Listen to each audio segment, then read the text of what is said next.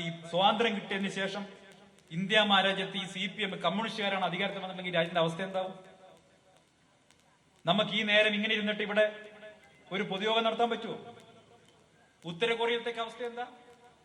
മുടി വെട്ടുന്നത് പോലും Kim Jong Un മുടി വെട്ടുന്ന അതേ ശൈലിയിൽ വേണം. നിങ്ങൾ ആലോചിച്ച് പിണറായി വിജയന്റെ ശൈലിയിൽ ജിംഷാദൊക്കെ മുടി വെട്ടിയുള്ള അവസ്ഥ എന്തായിരിക്കും? അമ്മാരി നിയമായിരിക്കും വരുന്നത്. പിണറായി വിജയന്റെ ശൈലിയിൽ എല്ലാവരും മുടി വെട്ടണം എന്ന് പറഞ്ഞ അമ്മാതി പിരാന്താണ് ഇവർക്ക്.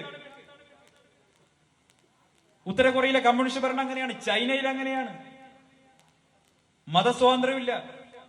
നോമ്പെടുക്കാൻ പോലും മുസ്ലിങ്ങളെ അനുവദിക്കുന്നില്ല കമ്മ്യൂണിസ്റ്റ് ചൈനയിൽ, അറിയോ? പള്ളിയിലൊക്കെ കാവലാണ് തോക്കെടുത്തിട്ട്. വെള്ളിയാഴ്ച കുത്തുബ പ്രസംഗത്തിന് എന്താണ് പ്രസംഗിക്കേണ്ടതെന്ന് കമ്മ്യൂണിസ്റ്റ് ചൈന സർക്കാർ നോട്ടീസ് കൊണ്ടുപോയി കൊടുക്കും. അതിലപ്പുറം ഒരു വാക്ക് പറഞ്ഞാൽ അവൻ ചെയ്യില്ല. നിങ്ങൾ ആലോചിച്ച് നോക്കി, ഇവിടെ കുത്തുബ പ്രസംഗത്തിന് മോഹൻലാർക്ക് ഏരിയ സെക്രട്ടറിയുടെ കത്ത് വന്നാൽ രാവിലെ വന്നുള്ള അവസ്ഥ ആലോചിച്ച് നോക്കി. ഇന്ന് ഇതേ പറയാൻ പാടുള്ളൂ, നമുക്ക് സമ്മതിക്കാൻ പറ്റുമോ? അപ്പൊ അഭിപ്രായ സ്വാതന്ത്ര്യം ഈ രാജ്യത്ത് ഉണ്ടായിട്ടുണ്ടെങ്കിൽ അത് ഇന്ത്യൻ നാഷണൽ കോൺഗ്രസ് ഈ രാജ്യം ഭരിച്ചതുകൊണ്ടാണ്. ഈ നാട് റോഡിൽ ഇറങ്ങി നിന്നിട്ട് അല്ലെ